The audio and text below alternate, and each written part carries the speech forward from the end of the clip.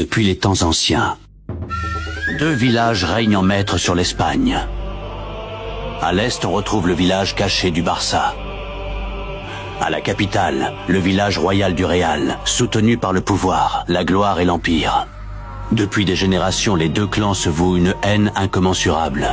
La rivalité entre ces deux clans dépassait le sport. C'était une guerre de prestige, d'honneur et de destinée. Mais cette rivalité ne venait pas seulement du football. Elle nous vient d'une époque sombre, l'époque du ninja le plus cruel, le grand seigneur Franco. Après la grande guerre ninja d'Hispania, Franco prit le pouvoir en utilisant un rituel interdit. Le village royal du Real devint alors le symbole de l'autorité centrale, le club des puissants, le club du régime. Pendant ce temps, le Barça représentait la résistance face à Franco et une voix que beaucoup voulaient faire taire. On raconte qu'un jour, lorsque la lune rouge apparut, les plus grands ninjas se réunirent pour un combat légendaire. Le village du Real l'emporta avec un score de 11 buts à 1.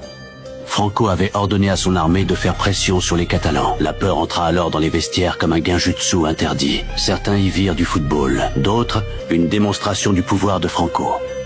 Et depuis ce jour, quand le Classico commence, ce n'est plus un simple match. C'est l'histoire qui revient se battre.